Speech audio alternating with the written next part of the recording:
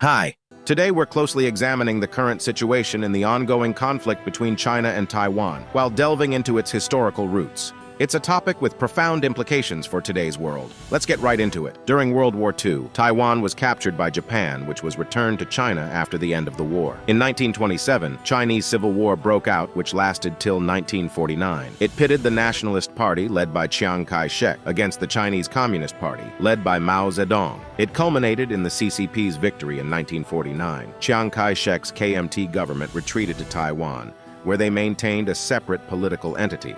Taiwan official name is Republic of China. The tension escalated in 1949 when Mao established the People's Republic of China on the mainland. Chiang Kai-shek's KMT government remained in control of Taiwan, still claiming to be the legitimate government of all of China. Mao was determined to reunify China under the communist banner and viewed Taiwan as a renegade province. In 1950, Mao's government formally announced its intention to liberate Taiwan, and he began sending troops and artillery to the nearby islands of Quemoy and Matsu. This move led to a series of tense confrontations and artillery exchanges between the PRC and Taiwan-controlled island. The threat of a full-scale invasion loomed, and the region was on the brink of conflict. However, a turning point occurred in 1954 when the Korean War broke out. Pacific became the new front to fight communism, so the United States, concerned about the spread of communism, extended support to Taiwan. Including military aid, Pacific became the new front to fight against communism. United States and the PRC issued a mutual understanding to limit their actions in the Taiwan Strait. This led to a de-escalation of hostilities in the region. Although the situation remained precarious, both sides sought to establish themselves as the legitimate representative of all of China on the global stage. Chiang Kai government managed to get recognition from USA and Western countries as the only Chinese government. Initially, Taiwan held the seat of China in UN. Mao's government was mostly recognized by non-aligned countries and Soviet bloc countries. During 1970s, this tide started to change.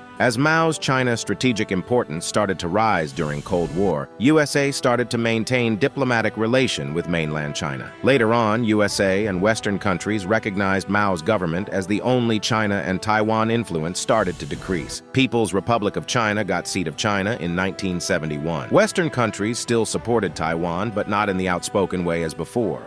USA still promised Taiwan to provide military support in case of a war with China. However, no longer recognizes Taiwan as legitimate China. Taiwan felt lack of commitment from Western nations to help it, so it decided to stand on its own feet through economic growth. Rapid industrialization took place in Taiwan, and its export boomed in 1980. As both China and Taiwan grew, they both let down their economic barriers to each other. China tried to use economic interconnectedness as a way to make Taiwan's economy impossible to exist without China. They allowed Taiwan businesses to set up factories in mainland China. Taiwanese businesses have invested heavily in the mainland due to its proximity and a large consumer market. This has led to a significant economic interdependence, with Taiwanese companies manufacturing and exporting goods from China. However, these attempts began facing resistance from Taiwan people as cultural gap between Taiwan and China grew. In 1991, first democratic elections were held in Taiwan,